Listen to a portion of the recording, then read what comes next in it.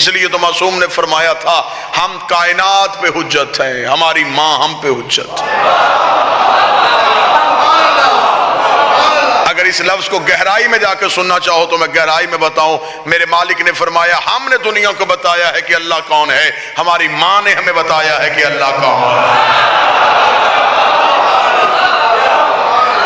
ہم کائنات پہ دلیل ہیں، ہماری ماں ہم پہ دلیل ہے۔ نحن حجج اللہ الخلائق و امنا حجتنا علینا، ہم کل خلائق پہ حجت ہے، صرف انسانوں پہ نہیں، کل خلائق پہ۔ اب اگر میں کل خلائق کے دائرے کو پھیلاؤں تو بات کہاں سے کہاں تک چلی جائے گی۔ ہم یہ سمجھتے ہیں کہ شاید انسانوں کے امام کا نام علی ہے۔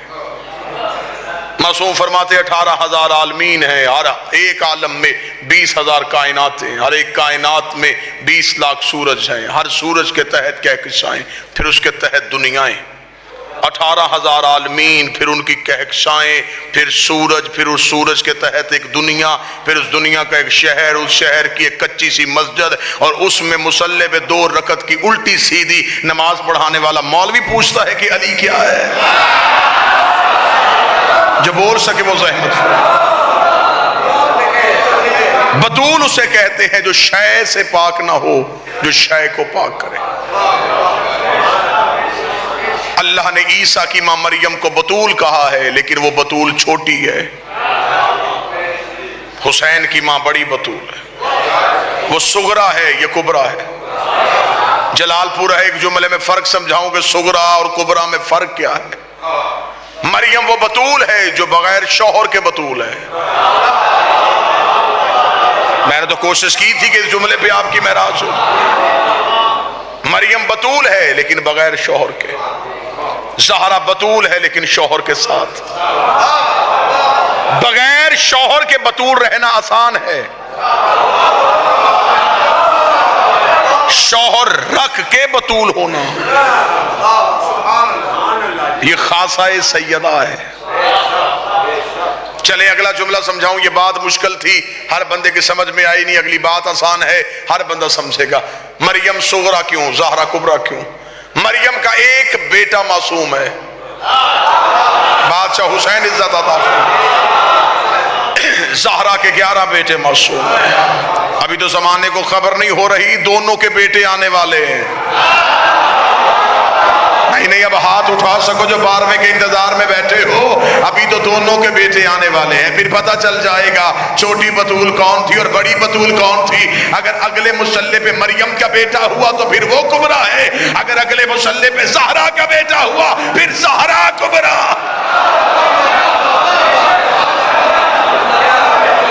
مریم کا بیٹا پچھلے مصلی پہ، زہرا کا بیٹا اگلے مصلی پہ، کیونکہ یہ ہے کبرا کا بیٹا، مریم کا بیٹا ہے صغرا کا بیٹا۔ جاؤ قرآن اٹھا کے دیکھو، مریم کی کہانی اللہ نے پوری سورت قرآن میں بی بی مریم کے نام سے اتاری، اور سورت کا نام بھی بی بی کے نام پہ رکھا ہے، سورہ مریم۔ مریم کی ماں نے منت مانی تھی، اللہ اولاد دے اس کے گھر کی نوکری کرواؤں۔ یہ نہیں کہا تھا کہ اللہ بیٹا دے تو کرواؤں گی، اولاد دے تو کرواؤں گی۔ اللہ نے منت پوری کر دی، اللہ نے اولاد دے دی، لیکن بیٹا نہ دیا، بیٹی دے دی۔ مریم کی ماں نے پریشان ہو کے کہا میرے مالک میں نے تو نوکری کروانی تھی، مجاوری کروانی تھی، اور تو نے بیٹی دے دی۔ اب میں یہاں پہ جملہ ایک اشارتاً کہوں گا، مریم کی ماں نے کہا میرے مالک میں نے تیرے گھر چھوڑ کے آنا تھا، اور یہ بیٹی ہے یہ ہمیشہ تیرے گھر میں نہیں رہ سکتی۔ آوازیں پریشان نہ ہو، چھوڑ کے آ، یہ بطول ہے، چھوڑ کے بسم اللہ، یہ بطول ہے، یہ رہے گی میرے گھر کے اندر۔ مریم کی ماں مریم کو لے کے جانے لگی، آواز آئی نہیں تو نہیں اٹھا، کفالت تو نے نہیں کرنی، وَكَفَلَهَا زَكَرِيَّا، ہم زکریا سے کہتے ہیں کہ وہ مریم کی کفالت کرے۔ جملہ بڑا باریک ہے لیکن سمجھنے والا بندہ سمجھے گا۔ خدا نے کہا میں زکریا سے کہوں گا کہ وہ مریم کو پال لے، کیونکہ ویسے بھی بطول پالنے کے لیے نبی ہونا ضروری ہے۔ بادشاہ حسین ان ہاتھوں کو سلامت فرمائے جو مشکل جملے میں بولے، یہ بطول ہے، اسے پالنے کے لیے رسول ہونا ضروری ہے۔ زکریا تو پال۔ جناب زکریا نے بی بی مریم کو اٹھایا، اللہ کے گھر میں گئے، حجرے میں مصلی بچھایا، مریم کو بٹھا کے دروازہ بند کیا، باہر چلے گئے تبلیغ مذہب کی خاطر۔ تبلیغ کرتے کرتے ذہن میں خیال آیا وہ جسے اللہ کے گھر میں چھوڑ کے آیا ہوں اسے بھوک لگی ہوگی، اسے پیاس لگی ہوگی۔ جناب زکریا گھر میں آئے، بیوی سے کھانا بنوایا، ہاتھ میں روٹی لے کے اللہ کے گھر کی طرف دوڑے، تالا کھولا، دروازہ کھولا۔ زکریا کی حیرت کی انتہا نہ رہی۔ قرآن کہتا مریم کے مصلے کے آگے رنگ برنگے کھانے، بے موسم پھل دیکھے۔ زکریا نے دیکھے کہ مریم تو باہر گئی نہیں، اندر کوئی آیا نہیں، یہ پھل کہاں سے آئے، یہ کھانے کہاں سے آئے؟ قرآن کہتی ہے مریم نے سر اٹھا کے نہیں بولا، مریم نے اپنی چادر کے نیچے سے انگلی کا اشارہ کر کے ہاتھ آسمان کی طرف کر کے بتایا یہ میرے اللہ نے مجھے جنت سے بھیجے، میرے اللہ نے مجھے جنت سے بھیجے، میرے اللہ نے مجھے جنت سے بھیجے۔ یہاں سے لے کے آخر تک یہ ہے صغرا اور کبرا کا فرق۔ جو جنت سے روٹی منگوائے اسے مریم کہتے ہیں، جس کی روٹیاں جنت میں جائیں اسے زہرا کہتے ہیں۔ سارے بولو مل کے حیدریہ، جو وہاں سے منگوائے اسے مریم کہتے ہیں۔ چلے میں جملہ بدل دیتا ہوں، عقیدے والوں کے لیے اگلا جملہ جو سب عقیدے کا کہتا ہوں۔ جو ادھر والوں سے کھائے اسے مریم کہتے ہیں، جو ادھر والوں کو کھلائے،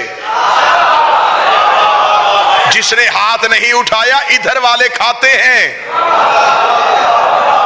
ادھر والے نہیں کھاتے۔ جو نہ کھانے والوں کو بھی کھلائے، ہائے ہائے،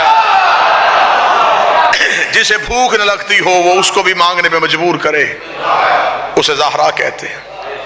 یہاں پوری ذمہ داری کے ساتھ میں ایک لفظ پڑھوں، اہل سنت کتابوں سے بھی اس کا حوالہ دکھانے کے لیے تیار۔ یہ جو آل محمد نے اپنے گھر سے روٹیاں خیرات میں دی تھی، وہ 5 روٹیاں تھیں جو روزانہ جاتی تھی، اور 3 دن گئیں، 15 روٹیاں گئی ہیں آل محمد کے گھر سے۔ نوجوان اس فکر کو ضرور سمجھے گا، 15 روٹیاں سیدوں کے گھر سے گئی۔ پہلے دن آئے، بالکل افطار کا وقت تھا، منت کے روزے تھے، واجب روزے نہیں تھے۔ افطار کا وقت، دروازے پہ دستک، انا یتیم۔ آل محمد نے روٹیاں اٹھائیں، فضہ سے کہا دروازے پہ دیکھ گیا، سیدہ کی روٹی، علی کی روٹی، حسن کی روٹی، حسین کی روٹی۔ فضہ نے چاروں کے نیچے رکھی اپنی روٹی۔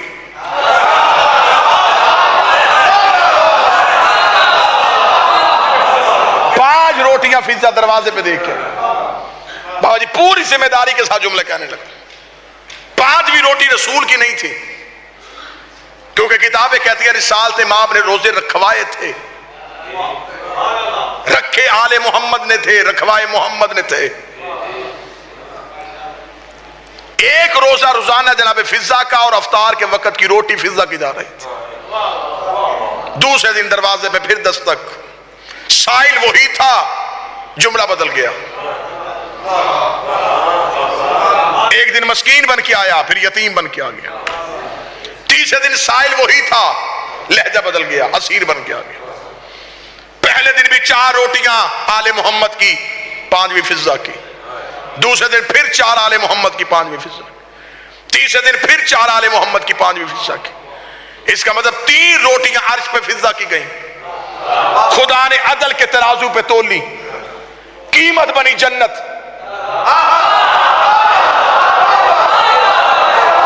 خدا نے کہا کہ میں نے آل محمد کو ان روٹیوں کے عوض جنت بیچ دی۔ سودے کا ذکر دیکھنا ہو یہی قرآن لے کے آؤ، میں قرآن میں سے ذکر دکھاؤں۔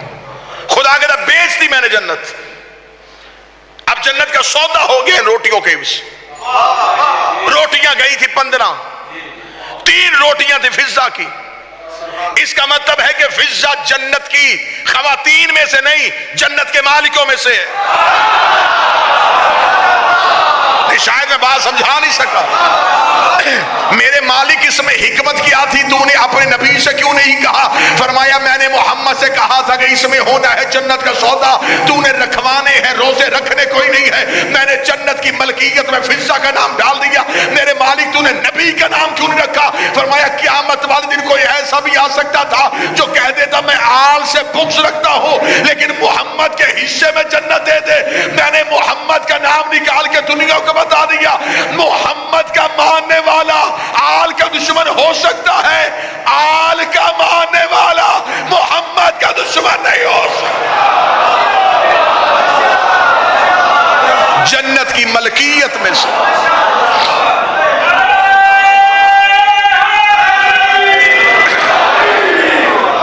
जन्नत के मालिकों में बीबी फिजा का नाम। एक दिन बीबी फिजा दहलीज के अंदर बैठी, जनाब सलमान आ गए। जनाब सलमान ने कुछ जुमला कहा, जनाब फिजा ने उजलत में जवाब दिया, जल्दी में जवाब दिया। सलमान ने कहा, फिजा बहन एक बात समझ, मैंने कहा मैं जब भी पैगाम लेके आता हूं तेरे लहजे में उजलत होती है, जल्दी होती है, क्या वाकई तू इतनी मसरूफ है या सिर्फ मुझ पे रोब झाड़ती है? ये कहने के बाद सलमान ने कहा, ओहदा तो हम दोनों का बराबर है, तुझे अम्मा कहते हैं, मुझे नाना कहते हैं, तू सुलाती है मैं उठाता हूं, तू खिलाती है मैं खिलाता हूं, ओहदा हमारा बराबर है। इतना कहना था, फिजा मुस्कुरा के कहती है, सलमान भाई आज ये बात कर दी, आज के बाद मुझसे कभी भी मुफाखरा ना करना, मुकाबला नहीं मुफाखरा, आज के बाद मेरे साथ फखर और मुबाहत ना करना। सलमान ने कहा, फिजा किस बात पे? फरमाया, तू मेरी बराबरी नहीं कर सकता। अब मुझे नहीं खबर कि रात के इस पहर में कौन बंदा है जो सदर की कीमत देगा, यहां से लेके आखिर तक दांत की आवाज बता देगी कहां कहां सैयद बैठा है। फिजा देख के कहने लगी, आज के बाद सलमान मुझसे फख्र व मुबाहत ना करना, तेरा मेरा मुकाबला बनता ही नहीं। सलमान ने कहा, एक फख्र वो बता जो तेरे पास है मेरे पास नहीं। फिजा देख के, क्या ये फख्र कम नहीं है? मैं उसके चेहरे की जियारत करती हूं जिसकी उसके सिवा कारी ही कोई नहीं, मैं चेहरा सैयदा की कारी हूं। तू अली का सहाबी है, मैं सैयदा के रुख का कुरान पढ़ती हूं, मैं चेहराए सैयदा की तलावत करती हूं। सलमान फख्र मेरा ज्यादा। इतना कहना था, सलमान ने कहा, अच्छा फिजा चल, ऐसे है कि मैं चाहता हूं कि जैसे हम यहां इकट्ठे रहते वहां भी इकट्ठे रहे। जुमला सुनिए और जुमले की बारीकी देखिएगा, और इस बारीकी में मार्फत का पहाड़ देखिएगा। जब फिजा ने कहा, वहां से मुराद? सलमान ने कहा, जन्नत। फिजा मुस्कुराए, तूने अभी जाना है? कोई बंदा बैठा है जो सुन रहा हो? मौला हुसैन इज्जत अदा फरमाए, शहजादी जुबान में मसीह सीरत। क्या तूने अभी जाना है? सलमान, मैं तो जन्नत में रहती हूं। सलमान को खबर हुई कि मैं ईमान के 10वें दर्जे पे हूं, लेकिन फिजा इरफान के सारे जीने पार कर गई। जब सलमान ने कहा, अच्छा चल, वो जो भी जन्नत है वहां मैं और तू वहां भी नौकरी में इकट्ठे रहे। फिजा देख के कहती, सलमान वहां भी तेरा मेरा मुफाखरा नहीं बनना, क्योंकि मैं तुझसे पहले जाऊंगी।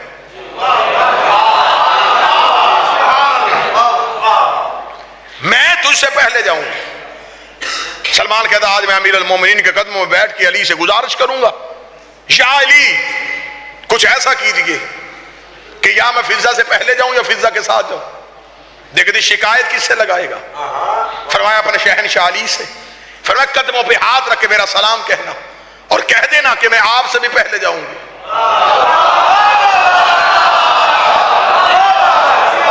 अब जो खामोश बैठे हैं उनकी समातों को तो मैं जामूं, उनसे कह देना मैं आपसे पहले जाऊं। सलमान का सांस वहीं पे खुश्क हो गया। कहने का, माना तो सैयदा की कनीज है, लेकिन बराबरी अली के साथ। अगर यही जुमले जाके मैंने रसूल को बता दिए, जो बेटी कह के बुलाता है वो रहमत जलालत में आ जाएगी कि तूने मेरे भाई अली के साथ मुफाखरा किया। फिजा कहती, किससे शिकायत लगाएगा? रसूल से।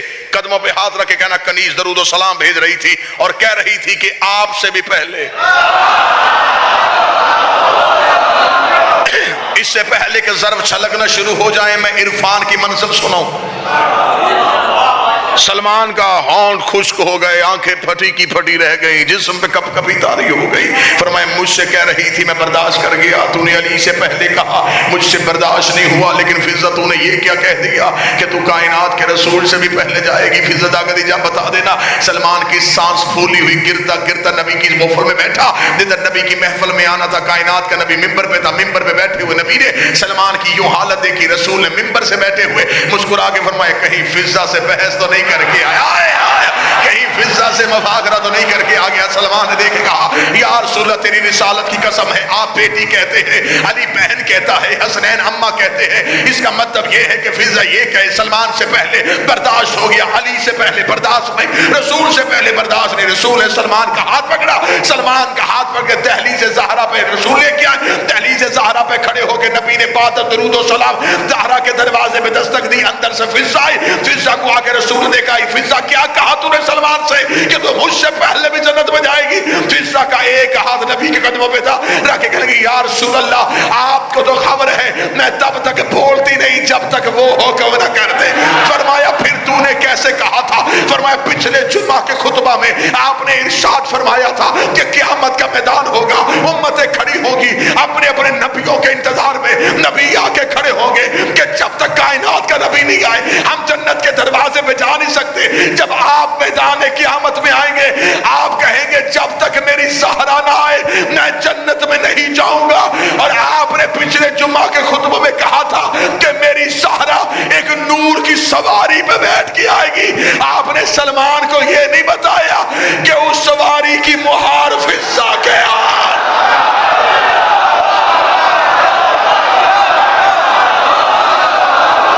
سارے بولو آخر تک حیدری, اس نور کی ہماری کی مہار.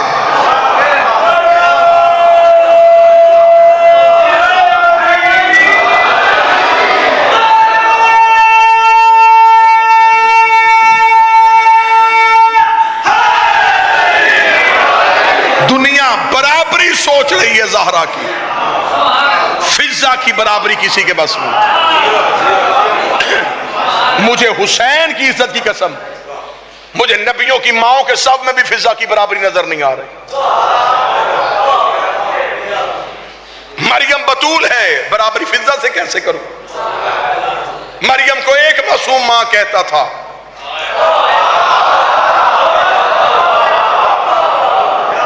فضا کو حسن ماں کہتا ہے, حسین ماں کہتا ہے, سجاد ماں کہتا ہے, باقر ماں کہتا ہے. کبھی کو مجلس ہوئی تو میں شہزادی پہ مکمل مجلس سناؤں, یہ بات مشہور کر دی گئی کہ اس بی بی کے دنیا داری کے فضائل سنائے گئے, اس بی بی کی حقیقت نہیں پڑھی گئی. زمانہ کہتا ہے حبش میں رہتی تھی, عقیدہ کہتا ہے عرش میں رہتی تھی.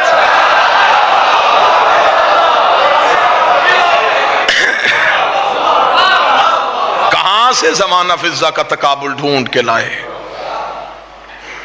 نام جس کا میمونہ. کوشش تھی کہ میں سیدہ پہ مجلس آپ کو سناتا, لیکن بات اس شہزادی کی دہلیز پہ آ کر رک گئی.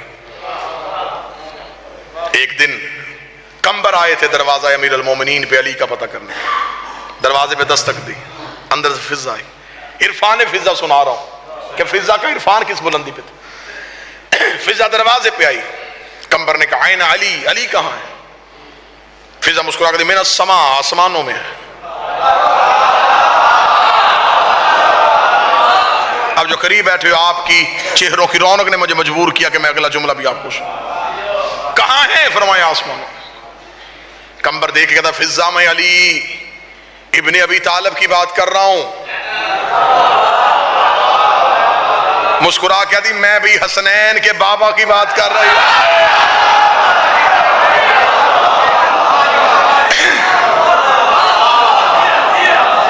اس نے لم یلد کا اقرار کیا تھا, اس نے لم یلد کا اعتراف کر دیا. اچھا تو علی آسمانوں پہ ہیں؟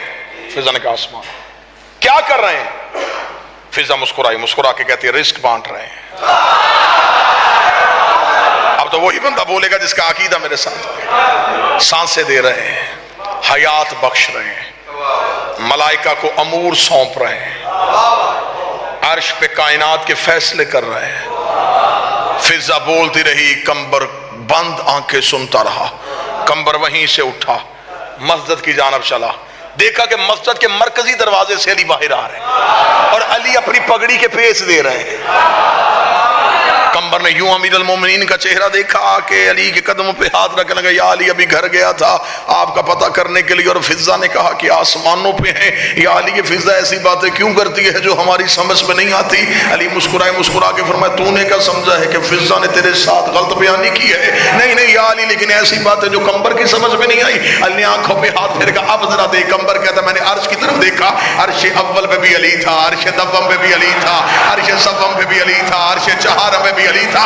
جو علی سے رزق مانگنے کے لیے آئے ہاتھ یہیں پہ رکھنا، اتنا کہنا تھا۔ قمبر دیکھتا یا علی یہ خبر تو مجھے ہو گئی، آپ کے فضائل پہ مجھے شک نہیں، لیکن مجھے بتائیں یہ عرفان فضہ کے پاس کیوں ہے؟ علی نے فرمایا قمبر زندگی میں فضہ کا مقابلہ نہ کرنا، وہ جس گھر میں رہتی ہے اس کا دروازہ عرش پہ کھلتا،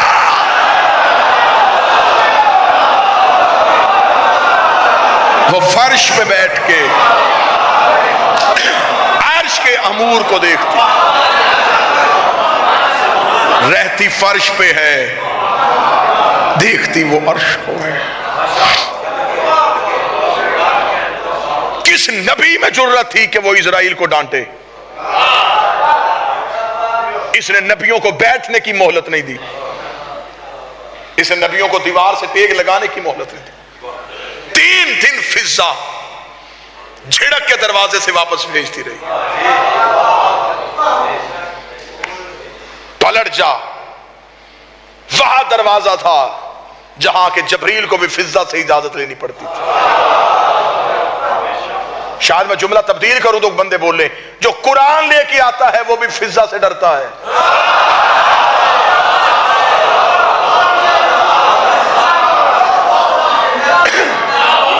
خبر ہی نہیں کہ جاریت زہرا کا مقام کیا ہے،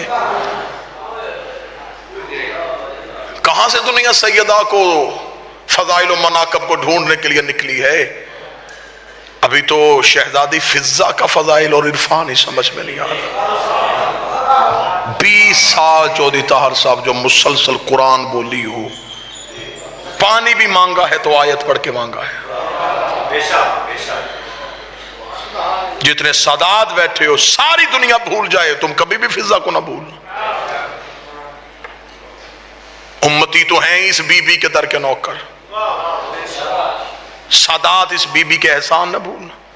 میں نے زندگی میں کبھی اس بی بی کے لیے لفظ کنیز استعمال نہیں کیا، کیونکہ جن کی تھی وہ بھی ماں کہتے تھے۔ جب سیدوں نے اماں کہا ہے تو میری کیا اوقات ہے کہ میں اس بی بی کے لیے دائی کا لفظ استعمال کروں، کنیز کا لفظ استعمال کروں؟ میری شہزادی ہے، میری مالکن ہے، زمانے کو کیا خبر کہ فضہ کے مناقب اور فضائل کیا۔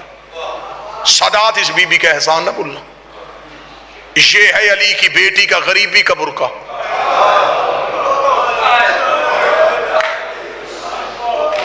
پتہ نہیں کس شاعر کا شعر ہے، مجھے ممبر پہ جھوٹ نہ بولوں، مجھے شاعر کی خبر نہیں، شعر میں نے سنا ہے۔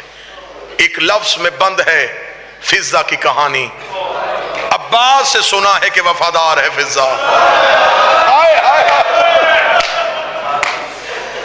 ایک لفظ میں بند ہے فضہ کی کہانی، عباس سے سنا ہے وفادار ہے فضہ۔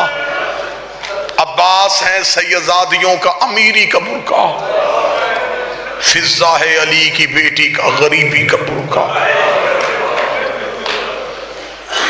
بڑی بات زبان میں مشہور ہوئی ہے نا کہ زندہ سے لوگ وفا کرتے ہیں، قبروں سے کون کرتا ہے؟ اس نے قبروں سے کی ہے، اس نے ایک ضرب المثل کو مات دے دی ہے، اس نے سیدوں کی قبروں سے وفا کی ہے۔ علی کی بیٹی کی قبر، حسین کی بیٹی کی قبر، ان 2 قبروں کے درمیان اتنا پیدل چلی ہے فضہ کہ اس نے رستہ بنا دیا ہے۔ سارا دن علی کی بیٹی کی قبر پہ رہتی، ضعیف ہاتھوں سے کنکر پیچھے کرتی، دور سے کوئی قافلہ دیکھتی جلدی سے مشکیزہ لیتی، خالی کوزہ لے کے رستے میں کھڑی ہو جاتی، مسافروں کو پانی پلاتی، پانی پلاتی رو کے کہتی تم پیو میرے پیاسے چلے۔ پھر ان مسافروں کو بٹھاتی، انہیں سناتی ایک بادشاہ تھا، بھائیوں کے ساتھ شہر میں آباد تھا، اس کی بہنیں بڑی پردہ دار تھیں، لوگوں نے جنگل میں آ کے مار دیا۔ فضا پانی پلا کے لوگوں کو کربلا سناتی، جب لوگوں کی آنکھیں بھیگ جاتی، وہ بادشاہ کہاں کا رہنے والا تھا، رو کہتی مدینہ محمد جانتے ہو؟ ہاں رسول، ہاں اس کا بیٹا، وہ کچی قبر ہے اس کی بیٹی کی، نہ ملتی کسی کو زینب کی قبر اگر فضا قبر کی مجاورہ نہ ہوتی۔ آج زائرین جاتے ہیں اس بی بی کی بدولت، صبح سے لے کے شام تک بی بی کی قبر پہ بیٹھتی۔ اگلے جملے پہ مجھے مکمل امید ہے کہ ہائے زبانوں سے نکلے گی۔ شام نماز مغربین علی کی بیٹی کی قبر کو سجدہ گاہ بنا کے بی بی کی قبر پہ مغربین کی نماز پڑھتی، مغربین کی نماز پڑھ کے ہاتھ باندھ کے کہتی علی کی بیٹی اب اجازت دے، اب میں اس کی قبر پہ جا رہی ہوں جو اب تک شمر کے تماچوں سے سیدہ تمہارا ہائے کہنا قبول کرے، محمد کی بیٹی تیرا چیخ مارنا قبول کرے، علی کی بیٹیاں تمہیں کسی کا محتاج نہ کریں۔ بی بی اب مجھے معاف، اب میں اس کی قبر پہ جاؤں جو شمر کے تماچوں سے سہمی ہوئی ہے۔ مغربین کی نماز پڑھ کے سیدھی آتی سکینہ کی قبر پہ، آتے ہی بی بی معصومہ کی قبر پہ اپنا چہرہ رکھتی، رو کہتی ہے بول کے بتا کانوں کا خون بند ہوا ہے کہ نہیں، بول کے مجھے بتا چہرے کے نشان ختم ہوئے کہ نہیں ہوئے۔ ذاکرین آپ کو سناتے ہیں نا کہ بیٹے شکار کے لیے آئے تھے اور ایک لاوارث جنازہ دیکھا، دو علموں کے درمیان کھڑا ہوں، میری تحقیق غلط ہے، جن کی ماں جنگل میں ہو وہ بیٹے شکار نہیں کرتے۔ سیدوں کے پاس مدینے گئے تھے چاروں بیٹے اکٹھے ہو کے، سجاد سے کہا تھا کہ ہم اپنی ماں کو لینے آئے، سید الساجدین نے فرمایا تھا ماں فضہ یہاں نہیں، شام میں عالیہ کی قبر پہ بیٹھی ہے۔ بیٹے ماں کو ڈھونڈتے ڈھونڈتے شام میں آئے، دیکھا کچی قبر پہ بیٹھی تھی ماں۔ بڑے بیٹے نے آ کے پاؤں پہ ہاتھ رکھے کہتا اماں سلام، سار اٹھا کر دی خبردار مجھے ماں نہ کہے، مجھے سجاد ماں کہتا ہے، مجھے باکر ماں کہتا ہے، ایسے نہ ہو تو اماں کہے زینب قبر سے باہر آ جائے، وہ سمجھے کہ شاید میرا سجاد آ گیا،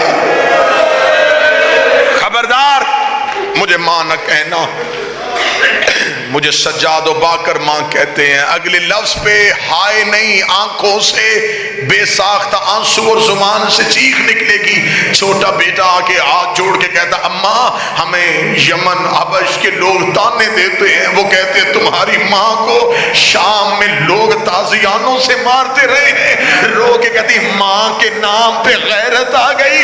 اس وقت کہاں تھے جب بازار میں چادر مانگ رہی تھی، اور آ جاتے کربلا میں میں حسین سے وار دیتی۔ ماں کے نام پہ غیرت آ گئی، علی کی بیٹی بازار سے گزری ہے، خبردار میں نے تمہارے ساتھ وطن نہیں جانا۔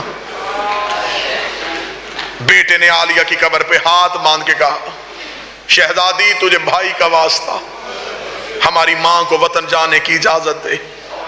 خبر تھی میری بات شہزادی کو کہ فضہ وفا کرے گی ہمارے ساتھ۔ ادھر سے بیٹے نے ہاتھ باندھے، فضہ اس گھر کی سخاوت سے واقف تھی کہ اب باندھ لیے ہیں بیٹوں نے ہاتھ، اب یہ ہے علی کی بیٹی، یہ اگر اس نے مجھے حکم کر دیا مجھے جانا پڑے گا۔ فضہ نے علی کی بیٹی کی قبر کے پاؤں پہ منہ رکھا، رو کی کہتی میں نے ساری زندگی نوکری کی ہے، بی بی میں تیرے قدموں سے اٹھ کے جا نہیں سکتی، اب یہی جملہ کہنا تھا یا چھوٹے بیٹے کی آواز آئی داؤد چل چلے قالوا ان للہ وَإِنَّا إِلَيْهِ رَاجِعُونَ۔ دم دے گئی ہماری ماں عالیہ کی قبر پہ، شہزادی کی آنکھیں عالیہ کی قبر پہ بند ہو گئی۔ بیٹوں نے پھر عالیہ سے اجازت مانگی، اجازت ہے ہم ماں کی میت وطن لے جائیں؟ اگلی سطر پھر سید ہائے کہنا، عالیہ کی قبر کانپ گئی، آواز آئی مت جا واپس، خوش قسمت ہے تجھے بیٹے لینے آ گئے۔ کوئی تو ماتمی ہوگا جسے جملہ سمجھ میں آیا ہوگا۔ عالیہ کی آواز ہے مت چلی جا، خوش قسمت ہے تجھے پیکی نگری میں قبر کی جگہ ملے گی۔ اور زینب کا مقدر دیکھ، نہ باپ کا پہلو نہ بھائی کا پہلو۔ کتابیں کہتی تھی حکم کر دیا تھا شہزادی نے، میں تاریخ پڑھ رہا ہوں، حکم کر دیا تھا شہزادی۔ آج بھی جو ظاہر بیٹھے شام کی گواہی دینا، بی بی فضہ نے دم دیا تھا عالیہ کی قبر پہ، قبر بی بی کے پہلو میں نہیں، قبر قبرستان مسافرہ میں معصومہ کے پہلو میں۔ جب بی بی کی آنکھیں یہاں بند ہوئی تھیں تو قبر وہاں کیوں بنی؟ آؤ میں طریق اس راز سے پردہ اٹھاؤں۔ بیٹوں نے جنازہ اٹھایا، عالیہ نے اجازت دے دی، فضہ کا جنازہ زینب کی قبر سے گزرا۔